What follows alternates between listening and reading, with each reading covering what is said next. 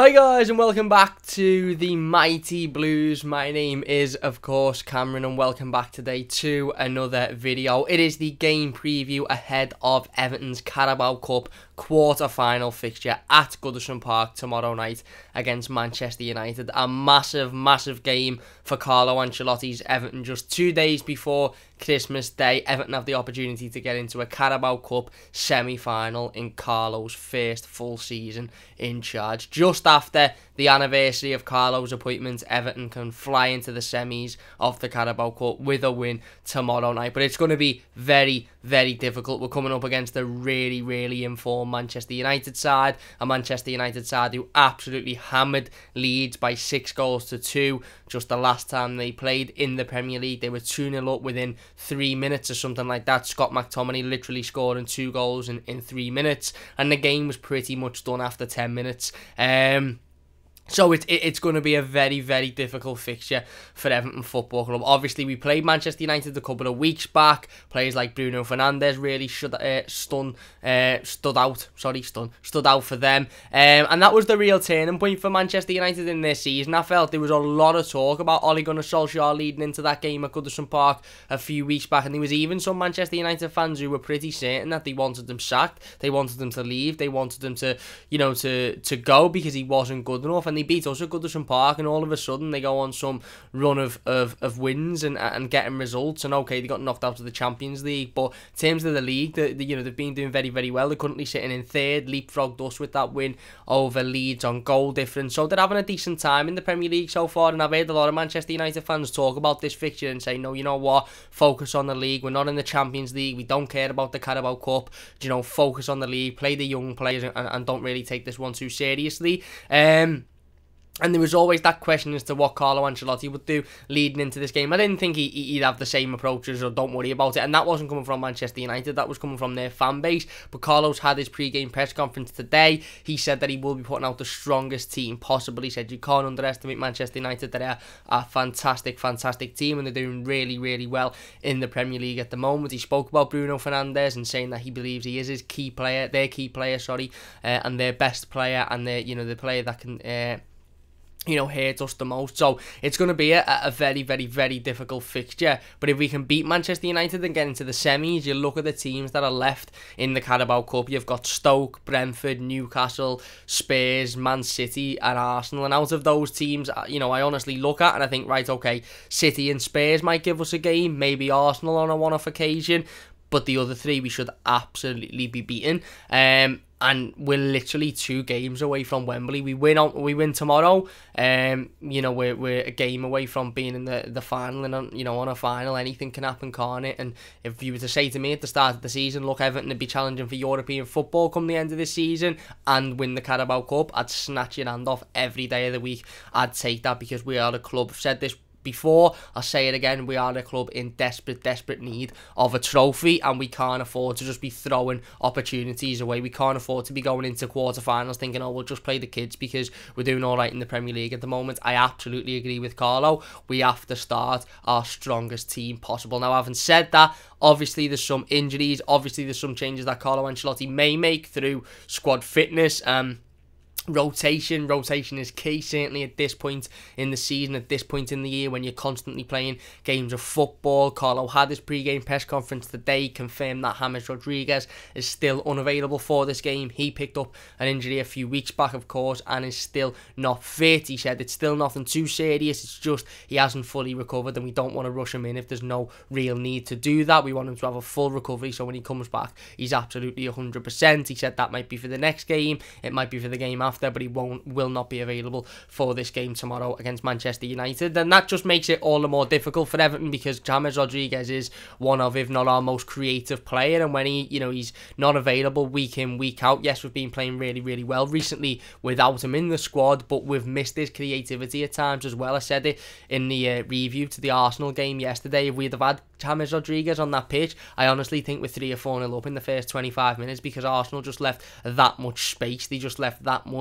for us to play into in the midfield, and we didn't have that one player in there of James's quality who's just constantly creating. But like I said, Everton are going into this game on fantastic form as well. Let's not just talk about Manchester United and how well they've done. Everton are coming into this game 3 wins out of 3 against Leicester, Chelsea and Arsenal. 2 sides who are on absolutely fantastic form at the moment, and an Arsenal side who are desperately looking for the next 3 points, so we're never going to be an easy team to beat. We've kept 2 clean sheets in 3 of those games and only conceded 1 goal, and that was a penalty. No goals conceded from open play. We've been defensively absolutely fantastic for the 3 of them, and again, we've showed that we can turn up and we can change our style around. When James Rodriguez isn't available, when Luca Dean isn't available, we can change our style around to be a counter-attacking team that play with a low block. And that style, not many teams will beat us with that style, and I question whether Manchester United will be able to beat us with that style as well, because they have got really good players going forward and they have got a lot of creativity. Bruno Fernandez is a very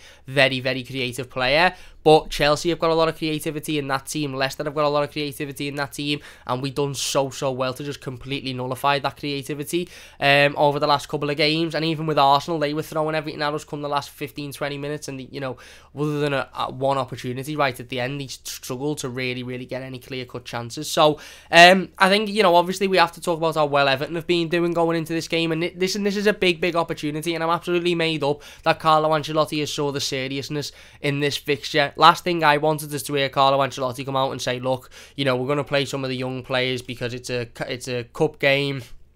Yes, it's a semi-final, but we're doing well in the league, so I'm focusing on the league. Yes, we do need to focus on the league, and that's understandable, but for me, we absolutely need to focus on winning a trophy. We are not a football club, be it the Carabao Cup, the FA Cup, the league if it ever becomes available, the Champions League, whatever, any cup competition. We are not a club that can afford to say, no, you know what, we're not prioritising that, we want to be out of that competition. We need to want to win every single competition we are in, because we've been void of success for so long. We need a trophy, and I'd happily take the Carabao Cup at the end of the season. Happily. If Carlo Ancelotti wins a Carabao Cup this season, he is already the most successful manager in my lifetime at Everton Football Club. You can take your Roberto Martinez finishing 5th with a points record in the Premier League. You can take your David Moyes finishing 4th. Carlo Ancelotti wins the Carabao Cup or the FA Cup or a trophy for that matter.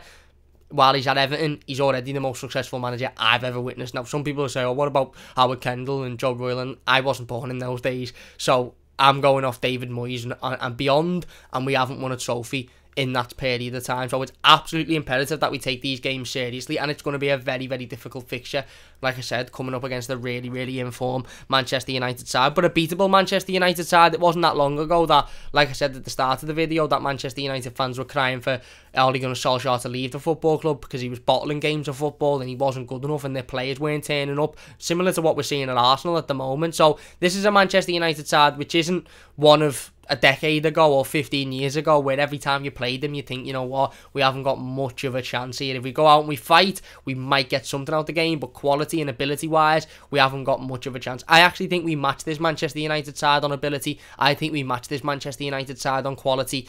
Yes, they've got Bruno Fernandez in there, who's a very creative player, but is Bruno Fernandez going to play for Manchester United, or is Ole Gunnar Solskjaer going to think, you know what, we're 3rd in the Premier League, it's a very open league, anything can happen, is this my opportunity to go and win the Premier League, like I said, in a season where it's all a bit mad at the moment, and then, we'll just forfeit the Carabao Cup? It depends what the thought process of Manchester United is. From a lot of their fans that I've seen on social media, it seems like they're not really asked about this game, which is brilliant, absolutely brilliant for us. Sound, you don't be asked, you go and fight for your league title. We're asked about this game, and we want to go out and we want to win it. 2,000 fans return to Goodison Park tomorrow night. Absolutely brilliant. The atmosphere for the game against Chelsea was ecstatic. Like I said, 2,000 fans in Goodison sounded like 20,000, could have been 40,000 to be fair if you close your eyes. It was absolutely amazing. We won that game of football. The fans were our 12th man. Every single challenge, the fans were behind the referee. They were on their back. They were behind the lads.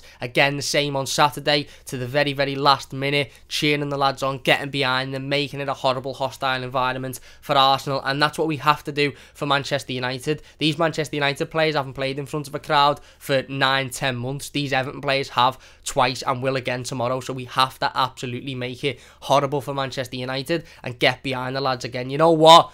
this would have been an ideal fixture, to be perfectly honest with you. 2 days before Christmas, it would have been a sold-out Goodison Park, under the lights, night game, probably dead cold, pissing down. It would have been the ideal situation for us to go out and win this game and seal our place in the semi-finals. I am absolutely devastated. Not only that I didn't get pulled out the ballot for this game, but also that 40,000 Evertonians can't go and witness this one live, because this is the dream fixture for Evertonians. This is, regardless of who we're playing, this is the dream fixture. Couple of days before Christmas, everyone's in good spirits, under the lights, Goodison Park, night game, dead cold, make it horrible, dig deep and fight. And that's exactly what these players have to do tomorrow, is dig deep and fight. And if we do that, and we do that more than Manchester United will, I honestly think we'll come away with the win. Look, it's a cup game. Anything can happen in a cup game. You know, again, it's based on 190 minutes, regardless of form. It's based on who turns up for that 90 minutes. And I honestly think if we battle, if we fight, if we want it more than they do, then we'll win this game. As Carlo Ancelotti said after the Arsenal results, look, you can have all of the quality in the world, you can have all of the quality, but if you haven't got spirit, you're not going to win many games of football. And we absolutely showed spirit against Arsenal. We showed spirit against Leicester. We showed spirit against Chelsea. And we have to show that same spirit tomorrow against Manchester United. But they are in very, very good form. They're on a good run at the moment. Like I said, third in the Premier League. A very, very dangerous side, but it's a big, big chance for Everton to progress. And like I said, you list the clubs that are currently in the Carabao Cup. You've got Stoke, who play Spurs tomorrow, I believe. Brentford will play Newcastle, and City play Arsenal tonight. So, you know, we beat Manchester United. City play Arsenal, so one of those two sides. City play Arsenal, so one of those two sides is going out regardless. Spurs play Stoke. You expect Spurs to win, but you never know in a cup competition. Brentford, Newcastle. Imagine we beat Manchester United and we go into a semi-final and we're playing the winner of Brentford versus Newcastle. I'm not saying to underestimate those sides, but we turn up and we perform again against them. Then we're in a cup final, and anything can happen in a cup final. You know, it's one game. Like we said, it's one game at the end of a season. Anything can happen. So this is a big opportunity for Everton Football Club. Let's get into my predicted starting 11 then, because Carlo Ancelotti said he's going to put out the strongest side possible going into tomorrow's game. Now, this obviously is something that I was made up to hear Carlo Ancelotti say, but I also thought, right, okay, this is the perfect chance for squad rotation in this game. By squad rotation, I don't mean change 11 players and go with the second 11, because the second 11 won't beat Manchester United. It's not good enough, it's not motivated enough, it won't beat Manchester United. But it is a chance for a couple of players maybe to get involved with the squad who haven't had their opportunity over the last couple of games and prove that they should be in and around this team in the near future. I don't expect Everton to put out the exact same starting 11 as what beat Arsenal. And if you're asking me why, it's because I expect that starting 11 to play against Sheffield United, with maybe James coming in if he's fit. This is the sort of conundrum and scenario that Carlo Ancelotti's got on his hands at the moment, and it's a good one to have. It's, you know, do I play my strongest side in the Premier League game on Boxing Day to carry on the run and make it 4 straight wins, or do I play my strongest side in the Carabao Cup game, quarter final against Man United? Now, some people will probably be screaming, obviously it's the game against Man United. We're playing Sheffield United on Boxing Day, a team that haven't picked up a win at all this season, only 2 points this season. But you know, that's easier said than done. Again, they're looking for the first win. They'll be a dangerous team to face. I think it'll be a bit of both. I think we'll see a strong Everton side tomorrow.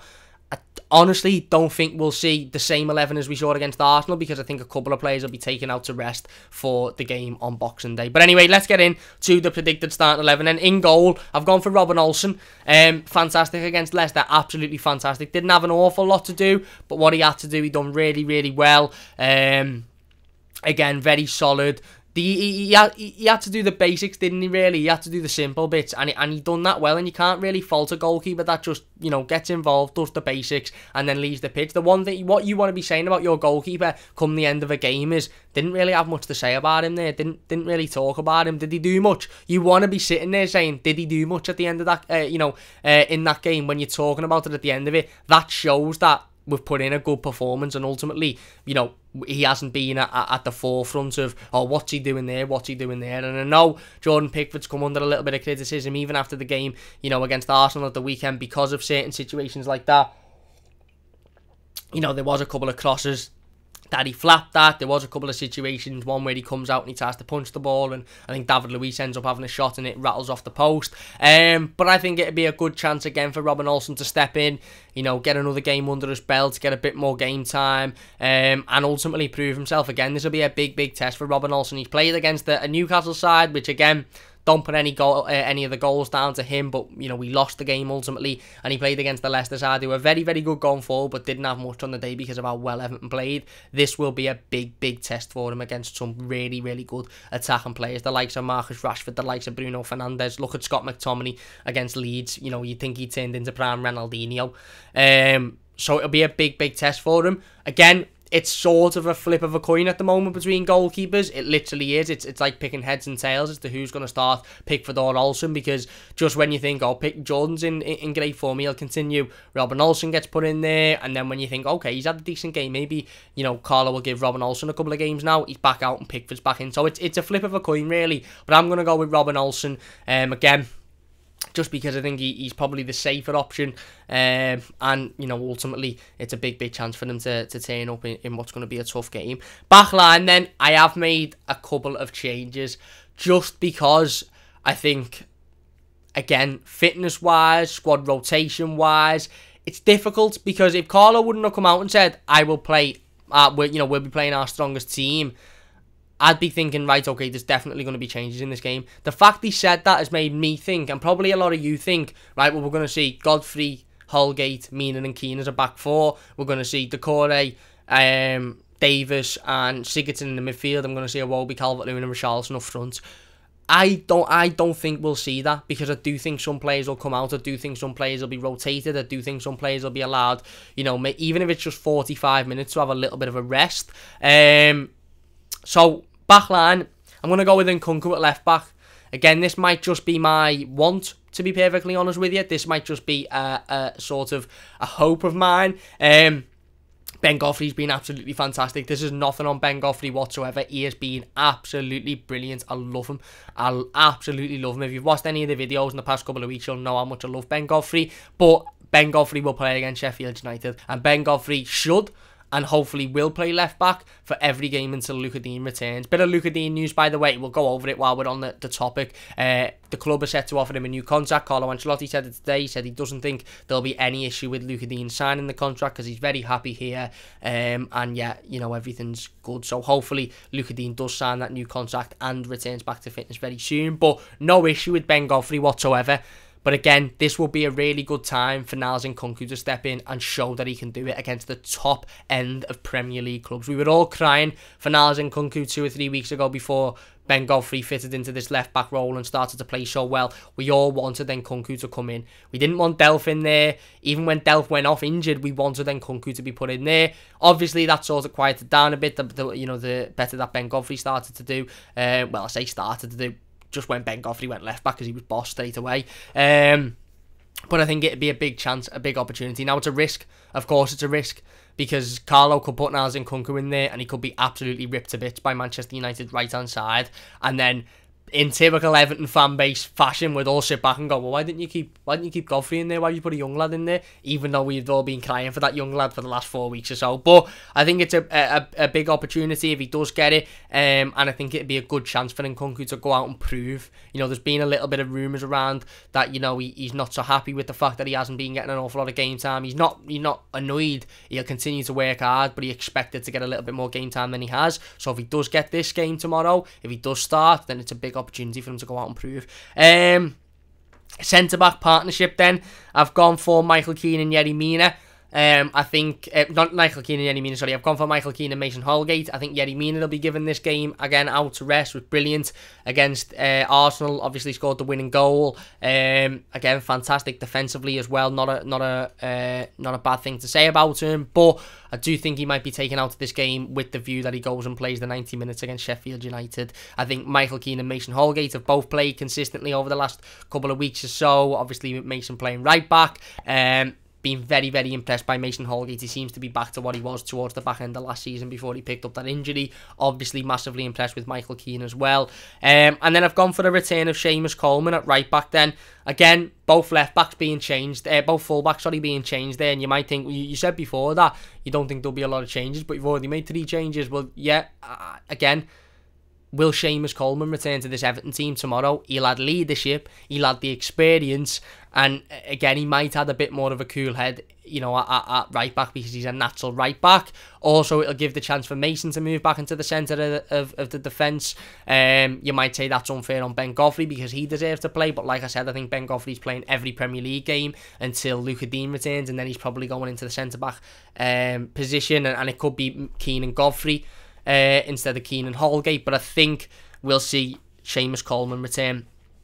To be honest, I do. I think we'll see Seamus Coleman return, and I think he'll return as captain, and it'll be a good chance for him to again go out there and hopefully put in a decent performance after being out injured. Midfield 3 then, I've gone with the same midfield 3: Abdoulaye Doucouré, Tom Davies and Gylfi Sigurdsson. I was humming and hawing around putting Andre Gomez back in there, but I honestly don't think if you'd have looked at that midfield, Doucouré, Gomez and Davies, there's just no creativity. There's no attacking player in that midfield. Now, okay, Doucouré can play as an attacking player, but when Gomez and Davies are in the side, Doucouré has to be that defensive Alan type of role, picking everything up, sweeping everything up, sitting in front of the defenders. So there wouldn't be any creativity in there whatsoever. So I have gone with the same midfield 3. It's not like we've got a plethora of options anyway. Abdoulaye Doucouré's been absolutely brilliant recently. Said himself that we still haven't seen the best of him, but he has, to be fair. He's really, really stepped it up. Tom Davies, I thought, was very good against Arsenal, to be honest with you. I'll stick my neck on the line there. You might disagree, but other than the penalty that he gave away, I thought he had a really, really solid game of football. And then Gylfi Sigurdsson, like I said, again, done quite well recently. Showed his effort, showed his fight, showed his passion, showed he wants the ball. Has been quite creative as well, certainly in that game against Chelsea. Very, very creative. And, this is the game that we need Gylfi to really, really get that creative spark out. We need him to be playing passes constantly. We need him to be linking the play. We need him to be getting involved, having shots, getting other players involved in the game. Can't just be trying hard in this game. We need him to be creative, especially given the fact that, we're still without James Rodriguez because obviously he's still out injured. So I've gone with the same midfield 3. And then up front, then I've gone for Richarlison on the left, Dominic Calvert-Lewin on the right, and Bernard on the other side, to be honest with you. Played really, really well, Bernard, last time he played against Manchester United. Probably his best game in an Everton shirt for a while. Did fade out in the second half, as he usually does. But in the first half, he was very, very good. Again, I do think Alex Iwobi will be given a little bit of a rest, maybe even if it's just for 45 minutes and Bernard starts and then Iwobi comes on. I can just see him being given a rest. And Calvert-Lewin and Richarlison, look, you can make an argument for Anthony Gordon, but I feel like it then falls into just changes for change's sake and not our strongest 11 then. Not that this is our strongest 11, but look at Richarlison and Dominic Calvert-Lewin and tell me who comes in to replace them. That gives us even a fifth of the work rate and the effort and the quality that they bring us. There's nobody that can come in and replace Dominic Calvert-Lewin. You could put Cenk Tosun in there, but it literally would just be making a change for change's sake. And like I said, you can maybe put Bernard instead of Richarlison or Gordon instead of Richarlison, but if Richarlison's fit and he's ready and he can go again, then he should be in this team. For me, we need our best players out there on tomorrow to beat this Manchester United team. We need our best players out there, and we need our best players playing really, really well.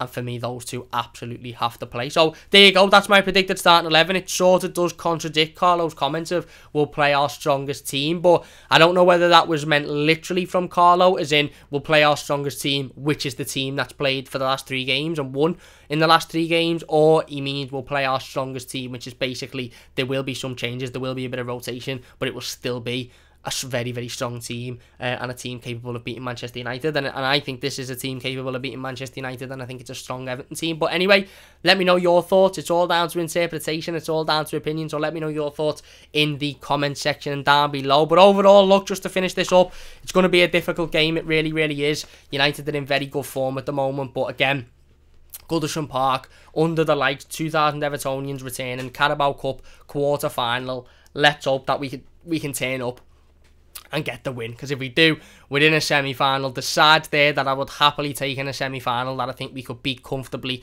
and get our place in the final. And, you know, like I said at the start of the video, we aren't a club that can just throw competitions away. We aren't a club that can just say, yeah, we don't really want to win that. We have to want to win every single trophy, this one included. And it's a big, big chance to do that. Anyway, that's going to do it for today's video. If you have enjoyed it, please do hit that like button. It does only take a second. If you're new, don't forget to subscribe as well. Really, really do appreciate all of the support recently. It means an absolute massive, massive amount to me. Just noticed the video has decided to just completely turn itself off, which is ideal. Anyway, that's going to do it for this video. If you have enjoyed it, please do hit that like button. It does only take a second. If you're new to the channel, don't forget to subscribe as well. Really, really do appreciate all of the support as per usual. Massive, massive game tomorrow. Let's hope Everton can turn up and get the 3 points. And yeah, look, fingers crossed. We'll be live. We won't be live. We'll be back tomorrow with the instant match reaction and the player ratings. And then, of course, the game review will be out on Thursday, as well as the preview to the Sheffield United game. So loads of content coming. Massive game tomorrow. The nerves are starting to settle in now. Under the lights. Carabao Cup quarter final. Manchester United at Goodison Park. Let's go out and get the win. Let's continue this really, really good run of form. Big thanks for watching. If you've enjoyed it, please do leave a like, subscribe if you're new, and we'll see you soon on the Mighty Blues.